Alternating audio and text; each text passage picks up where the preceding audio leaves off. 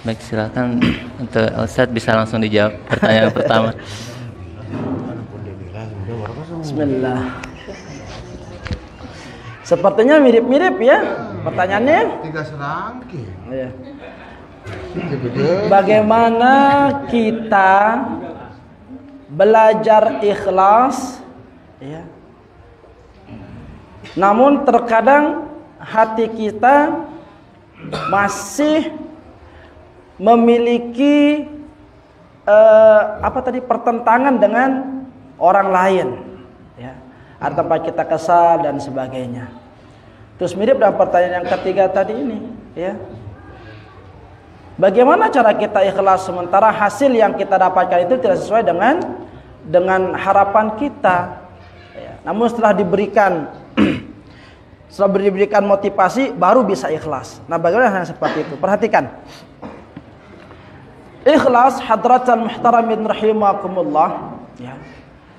Itu kan dari definisinya yang sebagaimana kita telah pelajari bersama, melakukan segala sesuatu dengan tujuan mengharap ridha dari Allah Subhanahu wa taala. Tidak ada keinginan dari apa yang kita lakukan ya, selain daripada Allah Subhanahu wa taala. Maka ya, Allah Subhanahu wa taala mengatakan kepada kita, kalau engkau hidup bergantung kepada Allah, maka Allah Subhanahu wa taala akan memenuhi segala macam bentuk kebutuhanmu. Tarik pembahasan tawakal larinya nih jadinya ya. Nah, tetapi kalau engkau menggantungkan nasibmu kepada dunia, maka Allah akan menyerahkan nasibmu kepada dunia. Artinya apa? Engkau akan lelah, engkau akan letih, diperbudak oleh segala macam bentuk aturan dunia. Ya. Betimu ngana dunia, betimu itu. Dia teman mau bebaharat itu. Dia namanya ada itu, belau. Terjajah dengan aturan dunia. Terjajah dengan segala macam bentuk keinginan-keinginan dunia. Ya. Maka dalam posisi seperti ini hadratal muhtaramin rahimakumullah ya, bersihkan segala macam bentuk tujuan hati kita dari mengharap selain daripada Allah. Agar apa? Agar kita bisa meraih cintanya Allah. Kalau kita sudah mampu meraih cintanya Allah, maka Allah Subhanahu wa taala akan mencintai kita. Kalau kita sudah termasuk menjadi orang-orang yang mendapatkan cintanya Allah, maka sungguh apapun yang kita inginkan, Allah Subhanahu wa taala akan berikan. Sebagai bentuk cinta Allah kepada hamba yang dicintainya. Ini hadratal muhtaramin rahimakumullah, ya. Lalu bagaimana dengan sesuatu yang tidak sesuai dengan harapan kita? Nah, ini dia masalahnya di sini. Ketika ada orang yang mengeluh terhadap hasil karena tidak sesuai dengan keinginannya atau tidak sesuai dengan apa yang dihajatkan, lalu dia mengeluh, maka di sini dia belum masuk ke dalam kategori ikhlas. Ya Allah, berikanlah aku, ya, berikanlah aku jodoh yang cantik, solihah, yang kaya. Enggak taunya dia berjodoh sama siapa? Sama perempuan biasa-biasa. Dia solihah tapi tidak cantik dan tidak kaya. Mengeluh, ya. Dia seperti matahari tetapi tidak memiliki cahaya, kan begitu. Mendapatkan jodoh seperti itu. Lalu dia mengeluh. Nah, ketika dia mengeluh dengan hasil yang dia peroleh atau yang dia dapatkan, maka Anda sudah dipastikan belum sampai kepada derajat ikhlas. Ya. Maka ikhlas itu ya, terakhir tempatnya. Apapun hasil yang diberikan oleh Allah Subhanahu wa taala, ya, maka meridha, ikhlas serta yakin itu yang terbaik dari Allah Subhanahu wa taala. Itu dia. Jadi ikhlas itu terakhir, tanah puncak di sana itu. Ikhlas. ya, menerima kita dengan segala macam bentuk pemberian dari Allah Subhanahu wa taala. Baik sesuatu itu sesuai dengan harapan kita ataupun sesuatu itu bertentangan atau bertolak belakang dengan harapan kita. Ya, maka butuh latihan. Butuh latihan. Bagaimana kita ikhlas sementara orang itu kita benci? Latihan. Kita bersedekah saja, berbuat kebaikan itu ada ujiannya. Berbuat kebaikan saja ada ujiannya. Apalagi berbuat keburukan. Ya. Begawian bagus doang penuh ujiannya, apalagi pegawian si cengeng. Lalu pelung udah sugul bekelampan naik ke majelis ta'lim. Dari kita keluar rumah, pintu rumah kita sampai tempat ini ujiannya sangat luar biasa. Mulai terbersih hati kita, hati para pesah dan sebagainya.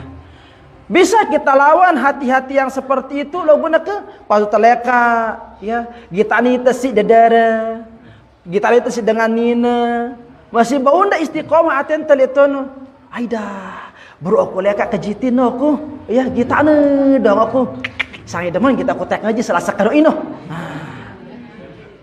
ujian lagi di sana, ya, maka saking demeneng kita dedere singgi taya dan sadar ara rengit lejuru tabrakna bengul terus kan ujian lagi di sana nih darah jamak rengit ini payuan bengul itu ira itu bedit jemaah ujian sampai pulang kembali ke rumah akan dipenuhi dengan ujian. Kita berbuat baik saja ada ujiannya, apalagi berbuat buruk. Ini dia.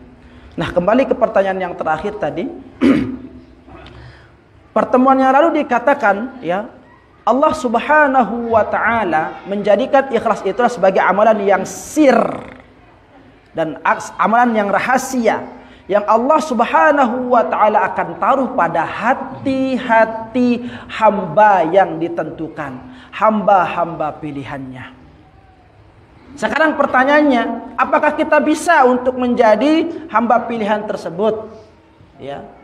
Maka kembali kita harus bertanya, kita ini mau nggak menjadi hamba pilihan itu? Itu kan? Kita mau nggak jadi hamba pilihan itu? Ketika kita menjawab mau, maka kita harus melakukan segala macam bentuk ikhtiar untuk menjadi hamba pilihan itu. Karena kita semua tidak ada yang tahu tentang nasib kita, kecuali semua telah Allah catat di Lauhil Mahfuz sana. Nah, karena kita tidak tahu itulah kita harus berusaha. Apakah kita ini akan bisa sebagai menjadi penghafal Al-Quran? Kan kita tidak tahu. Tapi kita harus berusaha untuk menjemputnya. Apakah kira-kira di antara kita semua ini akan menjadi ulama? Semua kita ini kan kita tidak tahu. Tetapi kalau kita ingin menjadi ulama, orang alim, orang soleh, maka kita harus menjalani segala macam bentuk perbuatan yang bisa, ya, menjadikan kita orang alim. Ini tugas tenaga. Ya, makanya itulah dia dibutuhkan riyadah, latihan yang luar biasa, latihan yang dahsyat. Karena ujian untuk menjadi kekasih Allah, orang-orang pilihan Allah, tentu tidak gampang, tidak mudah. Maka dibutuhkan kesabaran yang luar biasa dan keistiqomahan yang sangat luar biasa. Maka kita semua berpotensi. Hanya saja sekarang bagaimana cara kita memantaskan diri kita untuk mendapatkan gelar mukhlis itu, gelar orang-orang yang ikhlas, ya, orang-orang yang dititipkan hati keikhlasan di dalam hatinya. Ini dia. Tinggal kita memantaskan diri kita saja, ya. Sama kayak nanti di akhirat, mau masuk surga, mau masuk neraka. Surga. Nanti Allah balik tanya, ya, apa alasan kamu, ya, yang menyebabkan engkau pantas kumasukkan ke dalam surgaku? Noh, ngapa katuan Allah laun? Apa alasanmu sehingga engkau ini pantas untuk aku masukkan ke dalam surgaku? Begitu juga dengan ini, ingin menjadi orang yang ikhlas. Pertanyaannya sama. Apa yang telah engkau lakukan sehingga engkau pantas aku taruhkan sifat ikhlas itu di dalam hatimu? Seperti itu, ya. Maka butuh riyadhah, latihan yang luar biasa. Nggih, wallahu taala ala wa alam. Baik. Mungkin nara si lain lekan jamaah sinina. Amamat. Sini coba. Anak kesinina. Wah. Hara. Oke. Ibu Sri Fatma. Sila.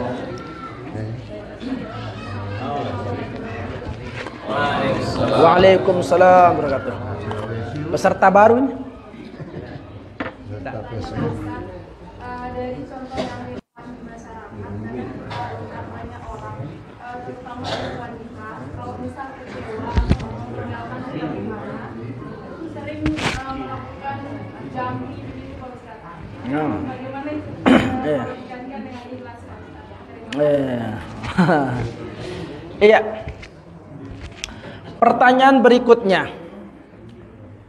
Ketika kita, wabil khusus perempuan, ya, ketika disakiti hatinya, ketika dipatahin, diputusin, bahkan ditinggalin, terserah apa istilahnya mungkin, ya, lalu membuat seorang itu menjadi kadang-kadang depresi, istilah kerennya begitu.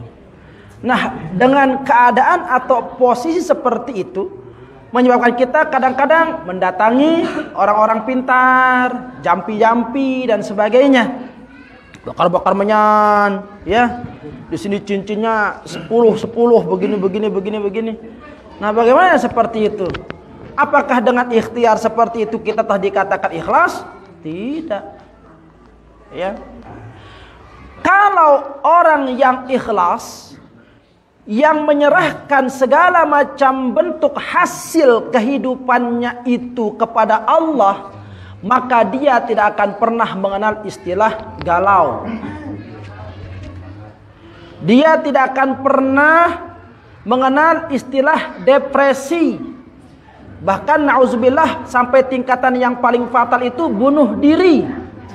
Tidak akan pernah melakukan itu ketika ada sifat ikhlas di dalam hatinya. Kenapa? Karena yang dia yakini itu kejadian atau peristiwa yang sedang berlaku dalam kehidupannya itu, itulah keinginan Allah yang terbaik yang dihadirkan untuk dirinya, untuk menjadikan dia sebagai hamba yang semakin tinggi nanti derajatnya, sebagai jalan Allah atau cara Allah meninggikan derajatnya. Kalau dia sadar ujian itu fungsinya untuk meningkatkan derajatnya, menaikkan kualitasnya, maka justru dia akan mengatakan apa? Alhamdulillah, aku masih disayang oleh Allah Subhanahu wa taala sehingga aku diberikan ujian-ujian seperti ini. Kita di kantoran, kita sedang nyaman dengan posisi kita, dengan kedudukan kita, tiba-tiba dihasut oleh teman kerja, ya, agar dijatuhkan posisi kita, agar atasan kita benci, tidak suka kepada kita, sehingga kita diturunkan mungkin nanti posisinya. Itu juga semua ujian. Maka ketika itu berlaku kepada diri kita, yakinlah itu ujian yang Allah berikan kepada kita sebagai bentuk sayangnya kepada kita. Apakah kita bisa ikhlas dan sabar dengan ujian itu, ataukah justru memberontak lalu lantas menyalahkan ketentuan Allah Subhanahu wa taala? Maka dibutuhkan ujian yang sangat dibutuhkan latihan yang dahsyat, dibutuhkan riyadhah yang sangat luar biasa. Ya, ikhlas sulit, tetapi bisa akan digapai dengan latihan, dan latihan itu penting. Ya, wallahu taala a'la wa a'lam. Bagi Ara silen mana? Nah, Keriske, sila. Terakhir. Sila. Waalaikumsalam warahmatullahi wabarakatuh. Ta'aruf dengan takarrub.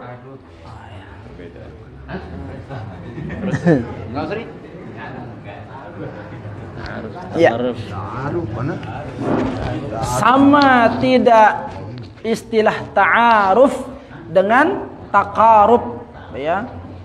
Ta'aruf itu asal katanya arafa, mengetahui, ya. Ayo ta'arufan yuk. Artinya apa? Mari kita saling kenalan. Kalau takarub itu asal katanya qaraba, qarib, artinya dekat. Ya. Maka ketika orang yang sudah ta'aruf, yang sudah saling mengenal, lalu ingin memiliki posisi yang lebih dekat dari hanya sekedar kenal, itulah yang disebut dengan takarub. Ya. Takarub ilallah, mendekat kepada Allah.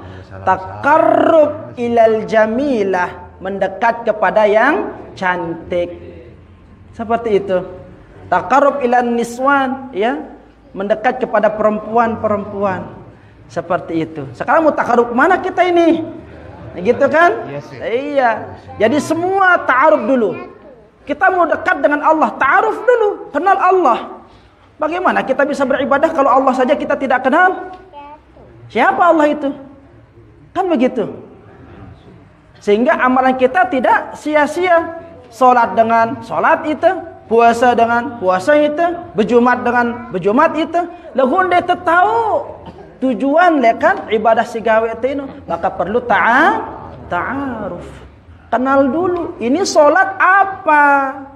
Fungsinya apa? Tujuannya kemana? Hasilnya apa? Ta'aruf.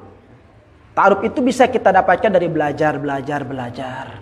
Ya. Nah, baru setelah kita merasakan nikmatnya, ya, hasil dari pelajaran kita itu, kita mulai mendekat. Takarrub. Jadi seperti itu. Ya. Nah, ini dia hadratal muhtaramin rahimakum. Jadi pada tonde beda, ya. Dari sebutannya saja berbeda, maka makna dan tujuannya juga berbeda di sana. Allah taala alam.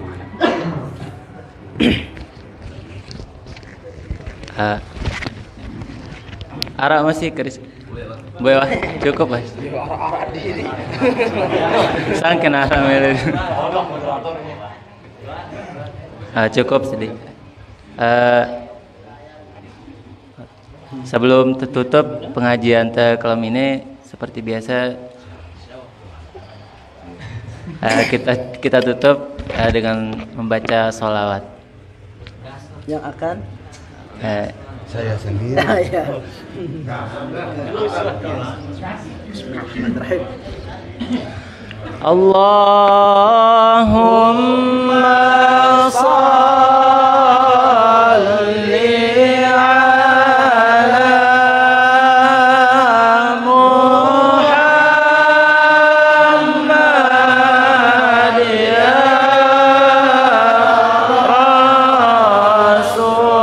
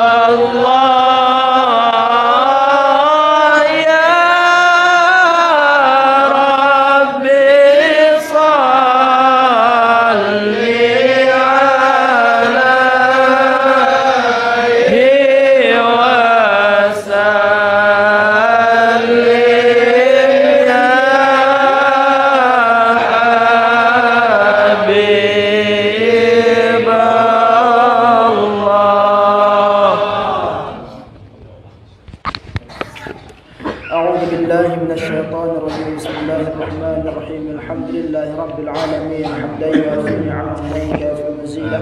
يا ربنا لك الحمد كما ينبغي لجلال وجهك الكريم وعظيم سلطانك. اللهم صل على نبينا محمد في الأولين والآخرين وفي كل وقت وحين. اللهم اجعل جمعنا هذا جمعا مباركا مرحوما وتفرقنا من بعده تفرقا مباركا حسنا معصوما. لا تدع لنا ولا معنا ولا منا شقيا ولا محروما. ربنا آتنا في الدنيا حسنة وفي الآخرة حسنة وقنا عذاب النار. وصلى الله وسلم على نبينا محمد وعلى آله وأصحابه وسلم. وآخر دعوانا الحمد لله رب العالمين.